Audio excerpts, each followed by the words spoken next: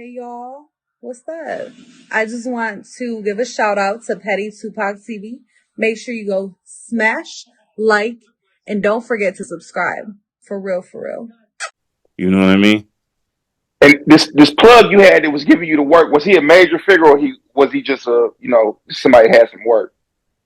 He was somebody who had some work, but he was getting it from one of the most major people in the city. You know what I'm saying? He was getting it from Mm-hmm. one of the most major people in the city, a Arab at that.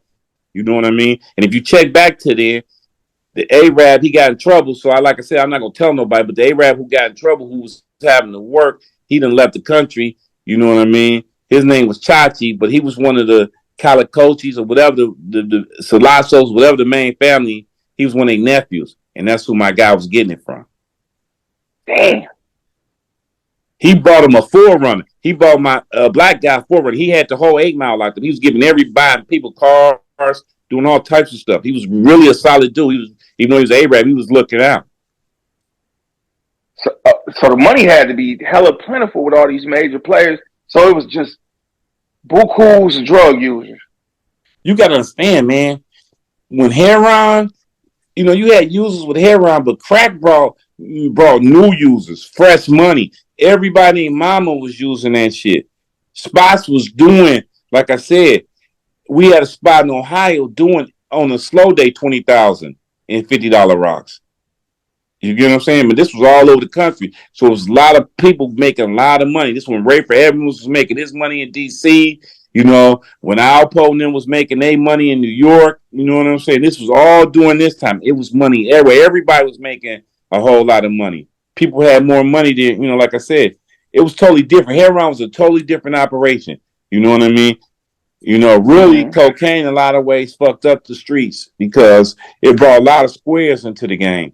And they didn't understand the rules of it, and they destroyed families telling and doing different shit that they didn't even understand. It's just fucked up how that drug just hit the streets. So you told me during your, I want you to explain this to people because people was asking me on YouTube about it. You said during your time you seen a lot of the plugs that was working with the Cubans. They was all of light skin complexion. Colombians mainly, but like I said, Oh yeah, yeah, maybe Colombians. Yeah. Cubans. But yeah, it's always light skin. They always gonna more than likely pick a light skin guy. One of my guys was standing out. This was on 8 Mile, right off of Wyoming. He was standing out there. He got killed. His name was Nick. He was standing out there on the street. The cute Colombians pulled up and was like, "Hey man, get in the car." He didn't even know what they was on or whatever. He didn't know these. They was just in a regular minivan. Next thing you know, this guy getting 100 keys, 200 keys, all types of. This how they was. But like I said, it was always usually a light skinned brother that they gravitated to. Is it because they were light skinned or you think it's colorism or I do think you see a darker blacks difference? have. I think darker blacks with the other races have a worse reputation. Oh, As okay. far as like being more ruthless and more, really the reputation that sometimes some people might want who dark skinned. You get what I'm saying? When you think about it, just saying like the friends or whatever. They said they was. I ain't gonna say they did nothing. I'm just saying this is what they say. The streets. They did a lot of Mm-hmm. treachery, but them was dark skinned guys. You get what I'm saying? They was treacherous. You get what I'm saying? A lot of times when the dark skin or even Boone is dark skin. You know what I mean? Different guys like that. So if you look at it, a lot of the people you find a couple light skinned guys who like that, who be doing different stuff, but a lot of time it do be those type of guys who will do stuff. Just knowing if you've been in jail or whatever, just know that you know it is what it is. It's just the truth. You know what I mean? But Yeah, then you have facts. some people. I feel like myself who I don't give a fuck. I might be light skinned, but whatever. You know what I'm saying? And then you know play if you want. Play at your own risk. Right. Did you hear about Boone at this time? Did you was his name ringing? Not really. I didn't hear about him. I'm not gonna lie. I hadn't heard about him. Okay, a lot of people saying he's lying about or embellishing fact. Well, from what I know from the street, some of the stuff is embellished. Look at Ed. Ed was crazy. Ed was dark skinned. I'm just Who's gonna give you Ed? something. Ed Handsome, Okay. Big Ed, who shot Maserati the first time they say or whatever. Mm-hmm. So Ed was like that. Yeah, that was his reputation. You know what I'm saying? During your ascension in the drug game, did you ever join any cliques or anything like that? Uh, yeah, I ran with some clicks. You could basically say I ran with some clicks or whatever. You know what I mean? You know, Mm. I'm not gonna lie. You know what I'm saying? I was connected to some guys. You know what I'm saying? What clique did you Who run with the most? guys off East Jefferson, of course. That's the home team. You know what I'm saying? East Jefferson, Holcomb area or whatever. But I mess with a lot of cross grassy guys too. You know what I mean? Over there by, you know what I'm saying? By King, by Mount Elliott and the Boulevard over there. I had friends over there too. You know what I'm saying? Who I had love for.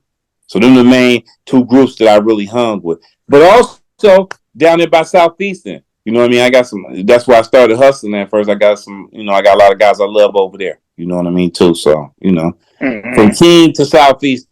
You know what I mean?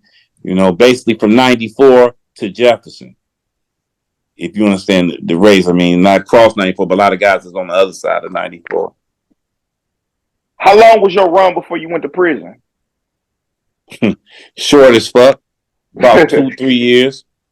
The Uh-huh. feds popped me at McDonald's on East Jefferson. What did they pop you for? 12 ounces of powder cocaine. Mm. What And, did you end and up in getting? 4 years. 4 years. Yeah. How did they pop? Can you explain how did they pop you, or how did they get on Yeah. to you? Yeah, I'll tell you, because I want everybody to know. I put that out to anybody so they would know how they operate. Okay, my guy went to jail, one of my closest guys. He did like a year and a half in the state. They had him on an investigation the whole time. He'd already been, the feds already knew they was going to arrest him because he'd already sold them some guns and different shit like that. So when he came home from prison, he called me and was like, hey, man, the guy I used to mess with, you know what I'm saying? Because he met the guy through a chick he messed with. It was her little brother. Her little brother was a snitch and turned him on to an undercover DEA agent. So he didn't notice at the time. He just knew that they wanted to get some work. So he called me, and this is my guy. I want to help him out. This is one of my main guys. He called me like, hey, man, I need to get some work for these people. So I'm like, okay. So we get on the phone with the people. I tell them, like, hey, uh, what y'all trying to get? They like, we want a bird.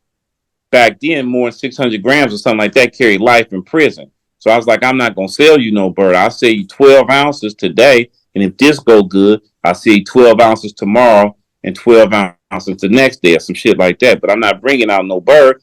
Basically, I'm not trying to get life in prison. You know what I mean? Because that's the only thing I did kind of know about the law. That over a That certain was amount of, that was a huh? 650 law. That was the 650 law they installed. Yeah. Okay, So okay. I brought him out, not knowing he's a fed. I brought him out to 12 pounds. Let me back up something. He calling me on my pager. He telling me he in Southfield, but he got a downtown Detroit number, which he was at the federal building. I should have knew it was something funny there. Let me say that. Because the phone number said 313-259. 259 is a downtown Detroit number. I knew that from going to King and my girlfriends and shit to stay in the area. And I was thinking at the time, that's why you always got to use your own science. Like, damn, I know this is a number around here, but I'm so young and dumb. I'm like, fuck it. But anyway, getting back to the story. So, yeah, he called me. I talked to him. And like I said, he could have got me, I could have got 27 years because I asked him a question. Lucky he was a rookie DEA agent. I asked him a question. I asked him, how do you want it? He said, huh? I said, oh, don't worry about it. If he would have said, bring it hard, I'd have brought it hard. And you know what the skill was like back then. I'd have been through. You know what I mean? Because I didn't know that they had a scale for hard. I didn't know that. So by him saying he don't know, I just said, fuck it. Just get this nigga some powder. Excuse me, this guy some powder. So anyway, I went and met him. When I go into McDonald's, it's a girl I know in there. She's shaking her head like, no. I'm thinking she like, oh, you little badass motherfucker. You doing, I know what you up to. But she trying to tell me the police is in McDonald's. I'm not catching on that she's giving me a signal. So we go in the bathroom. We show the guy to work. He's like, okay, cool. The money's in the car. We go back to the car. He take his hat off his head. The feds jump out from everywhere. You get what I'm Mm. saying? And I'm gonna tell you something. I got in this car with him, and his radio, the wire, it was all static. I was like, man, turn on the music. Why y'all ain't listening to music? That's what I told my man. And when we turned on the music, it was static. Like, man, the radio static. I should knew he had a wire on. Because the radio, they showed us in every cop show. But I'm not catching on to the signs. I'm not paying attention to none of the signs. Anyway, so like I said, he take his hat off. They come out they look like they came out the ground. You know what I mean? They tell me, they like, hey, look. They tell all us. They like, look, if y'all don't plead guilty to this, we're going to charge y'all with a bird. And y'all can get a mandatory 5 years in the feds for the bird.